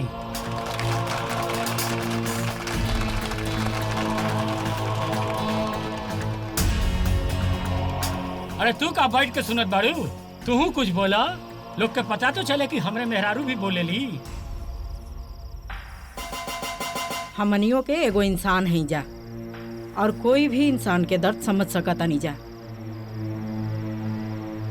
अगर कोई घर परिवार के ऊपर लंबा समय तक प्रतिबंध लागेला तब ओकर हाय और बद्दुआ नहीं जले सकत। सिर्फ प्रतिबंध के मकसद यह होला कि हर कोई अपने अंदर से सुधार कर सके और दोबारा भूल के भी वो गलती ना कर सके। अरे बैठा, बहुत बोलत बाड़ू, हो गईल, बैठा। अब सूर्या बाबू बोली है। आज सुदामा भैया के परिवार से प्रतिबंध हटले का सबसे ज्यादा खुशी हमारा बटे कि आज उनका परिवार जौन बाटे सामान्य रूप से गांव के हर लोगों से जुड़ जाई। सबके घर से खाइल पियल, सबके घर आयल गए उनको शुरू हो जाई। ये बात के लेके हम बहुत खुश बनी। बस एक सवाल, ऐसन कौन गलती रहे हमरा बाबूजी के जे ई 4 साल के कठोर प्रतिबंध हमने के परिवार पे लगावल गई? ये हमने के और ये समाज सब जानल चाहता। सही बात बा, सब कोई जानल चाहत बा कि का बात रहे।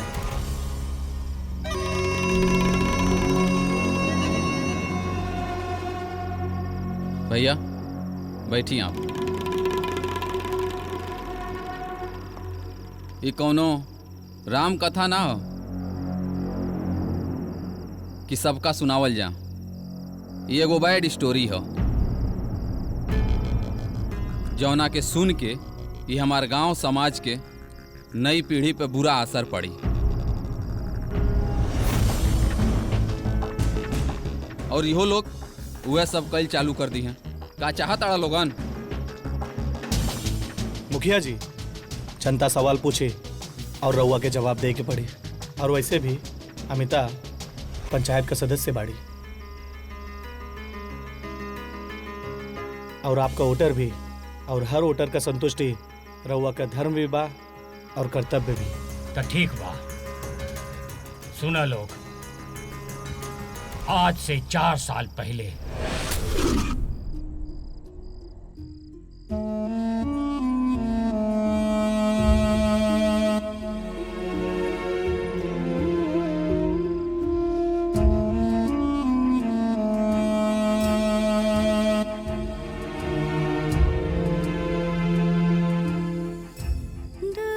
देवी माँ के साक्षी मान के आज से तो हमार धर्मपत्नी हो गई लू।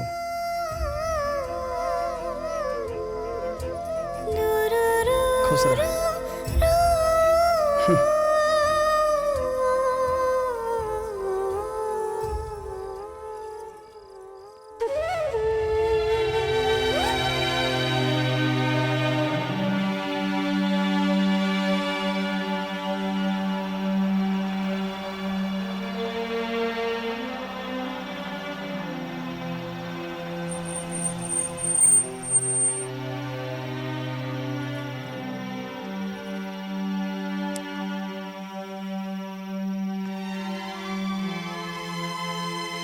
अरे बिटिया तू हम दोनों जनी भाग के बियाह कर लेनी हाँ। ओ सुदामा चाचा, बेटा तू लोग काम तो ठीक ना कैला। काहे से एक ही गांव के लड़की लड़का के बियाह हमरा संस्कृति में नहीं खे। तो लोगन का कच्ची उम्र, नया जोश, काम तो गलत कर बैठल बाड़ा लोग। शादी मांग में सिंदूर भरला से ना होला। शादी कई के जीवन निर्वाह करे खातिर एक दूसरे के समझल, एक दूसरे पे समर्पण बहुत जरूरी होला।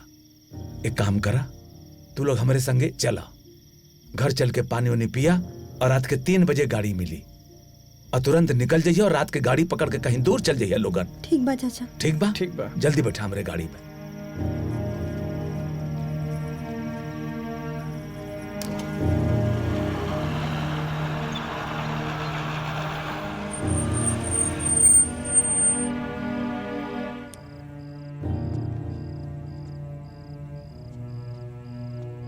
उतरा लोगन, आओ।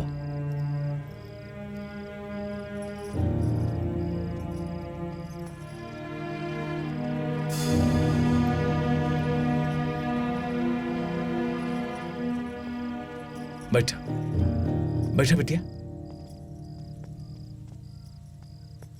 ए बिटिया, तनी 2 गिलास पानी ले आवा था। जी बाबूजी। जल्दी आवा।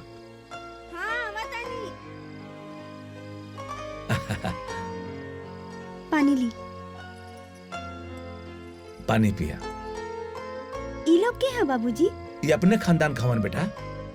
पानी पिया। नमस्ते। नमस्ते। नमस्ते। हाँ। तू लोग बैठा, हम आवतानी। ठीक बा? चलो बिटिया। हाँ। ये मुखिया जी के भतीजी है। तई हमार बहन लागी ना? देखा रागनी, हमने के वजह से सुदामा चाचा के समाज बहिष्कार कर दी। हमने के चाहत कि उनका परिवार में कोनो तरह के आँच आवे।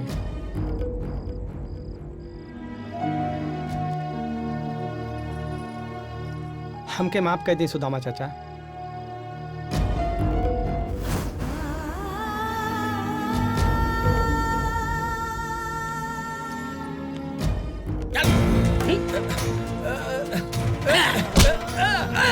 ये देखा गांव वाले, ये हमारे गांव के सम्मानित बुजुर्ग सुदामा चाचा।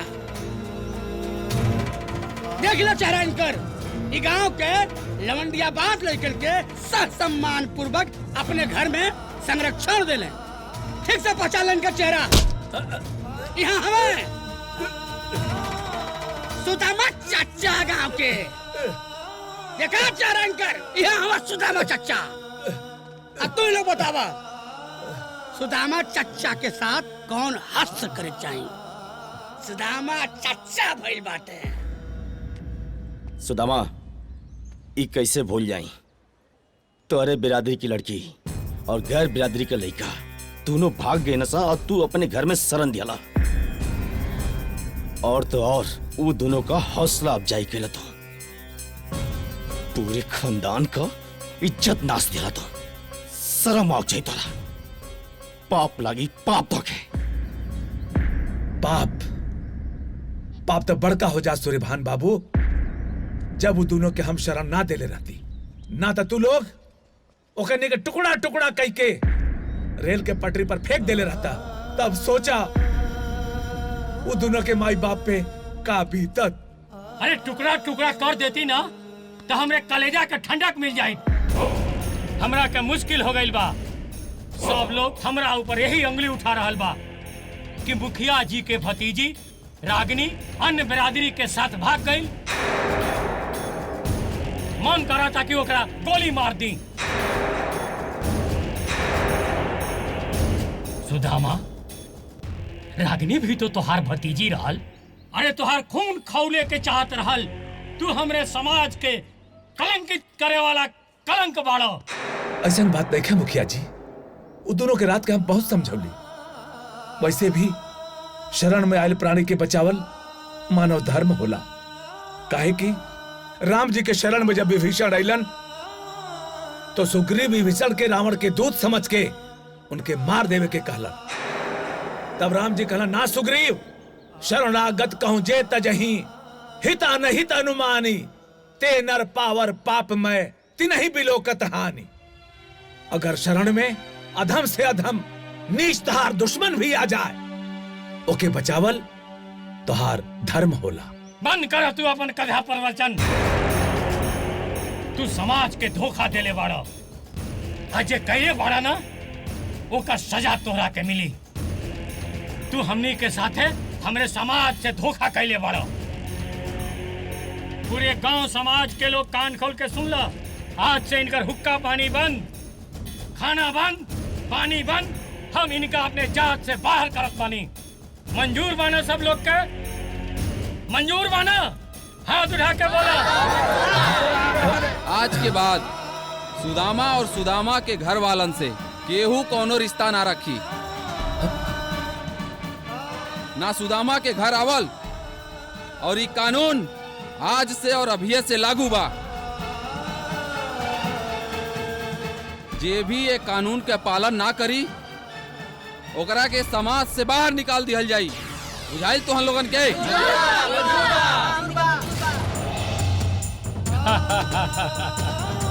भान मुखिया जिंदाबाद, जिंदाबाद, भान मुखिया जिंदाबाद।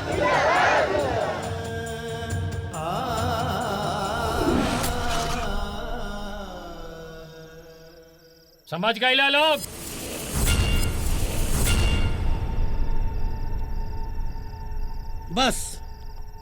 बस यह कारण रहल तू लोगन के ए समाज से और ए जात से बर्खास्त करे के। ये कैसन फैसला बा रउआ के, जौन फैसला सिर्फ एक इंसान पर लागू होला? मुखिया जी, रउआ तो जानते बानी, ताली को एक हाथ से ना बचला। मुखिया जी, ये हम सबके पता बा कि कोनो घटना घटे के पीछे दो कारण होला, एक मजबूरी और दूसर का इरादा। ई कैसन मजबूरी बा जौन हाथ जोड़े पे ओके मजबूर करेला? और ये जे समाज के ठेकेदार बा ना, वो अपन पद और सिर्फ अपन फायदा देखेला। समाज के परिभाषा भी पता बा? समाज के परिभाषा जनता तू ताज। आज एक हंसता खेलता परिवार लज्जित और कलंकित होके ये घर में बंद ना होत। और सुदामा जी के कोनो मजबूरी भी हो सकेला। वाह! अब फिल्म के क्लाइमेक्स में एक नया हीरो के एंट्री। यही के कहल जाला कि बेगानी शादी में अब्दुल्ला दीवाना। मान न मान, मैं तेरा मेहमान। हैं? लौंडे, कहाँ हरे तोर? कहाँ से आयल बड़े? ये तुहनी के शहर ना हो, ये हमार गांव का पंचायत हो। और यहाँ का फैसला ये हमार गांव और समाज देला। तुहनी के ना बुझाइल कि समझावे के पड़ी। आइल बाणे यहाँ शहरी फैसला सुनावे। आज 26 साल से हमनियो ये परंपरा देखत आवतानी कि बहू और बेटी के संग कितना सुंदर व्यवहार हो रहल बा।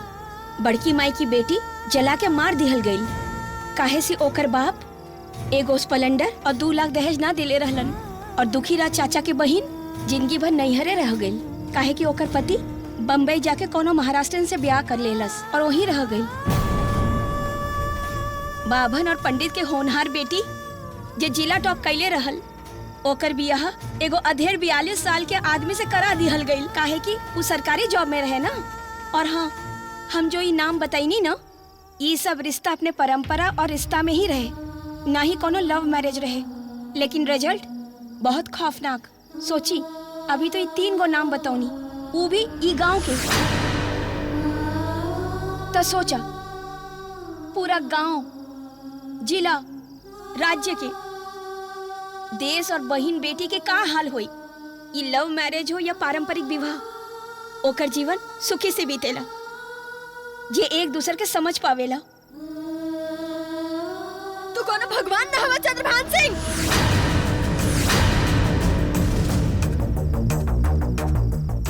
चंद्रभान के युग गई, यानी खत्म।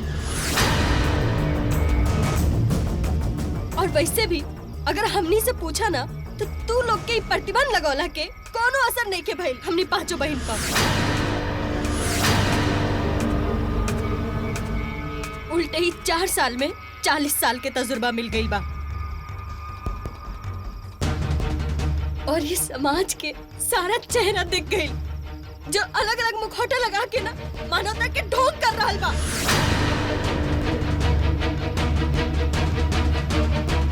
तू लोग जो अपना तानाशाही के फतवा जारी करके हुकूमत चलावे की कोशिश कर रहा बाड़ा ना, वो हुकूमत अब ज्यादा दिन चले वाला नहीं खे। भगवान ना तू लोग से बहुत बड़का बड़का आदमी के आकर तोड़ के रख देलन, तारो तोड़ियन। और एक और बात कह देता नहीं तोहरा से कि तू लोग के प्रतिबंध लगौला के या हटौला के कोनो मतलब नहीं खे। काहे कि अभी इसी वक्त हम पांचों बहन इस शपथ ले रहल बानी कि चंद्रभान और चंद्रभान की नीति पर चले वाला इस समाज के त्याग कर रहल बानी।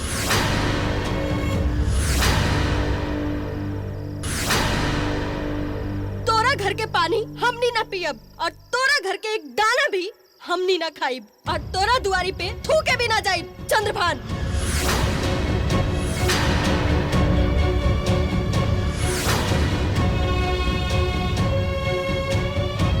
भैया भैया चला आज हम दोनों का टेटुआ दबा दे। भैया रुक गई, बस गई, बहुत हो गई। कितना सजा दे भोग रखे। 4 साल से सजद काटा तरी सकुल, वैसे भी हाथ का उंगली चोटिल हो जाए तो कि काट के फेंकल ना जला। ओकर इलाज कइला माफ कर दियो रखे। वैसे भी अपने खानदान की लड़की है सही को। गुस्सा तो होती भैया, शांत हो जाए। हे भैया चला भैया। दीदी दीदी दीदी दीदी दीदी क्या भाई खून दीदी अमिता अमिता दीदी कब दीदी दीदी दीदी क्या भाई दीदी क्यों डॉक्टर के बुलावा प्लीज जल्दी बुलावा ना क्यों दीदिया दीदी अमिता हाँ बोलो। मत देर हो गई। का हो गई अमिता? काहे के कैंसर के लास्ट स्टेज चल रहा है। कैंसर? कैंसर? इतना बड़ा बात तू हमसे आज तक छुपा के रख लो अमिता। अब हमके मर जाता, मर जाता। ना हम बचे तो के कुछ नहीं तो के अमिता। बेटा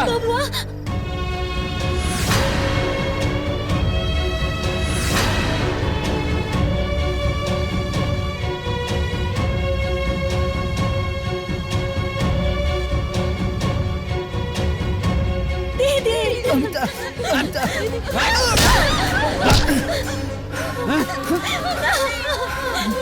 हमारे बाबू मार दी। थोड़ा के जान से मार दे। गैर बिरादरी के होके ये के बचाओ। हमारा खानदान की इज्जत के साथ खिलवाड़ के लिए भैया एक बार ये कर जान बचा ले, उसके बाद तो मेरा के जान से मार दिया। उनकी जान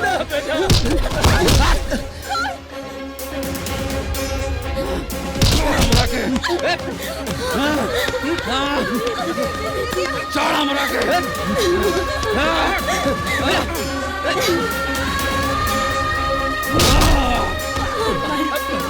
मालिक चाली बेटा की मालिक छोड़, छोड़ा ताली मत मारी छोड़।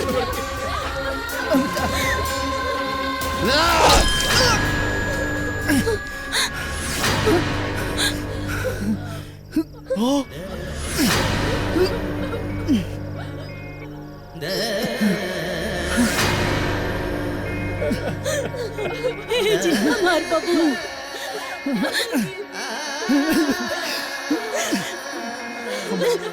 अच्छा किला मार दिला सबके।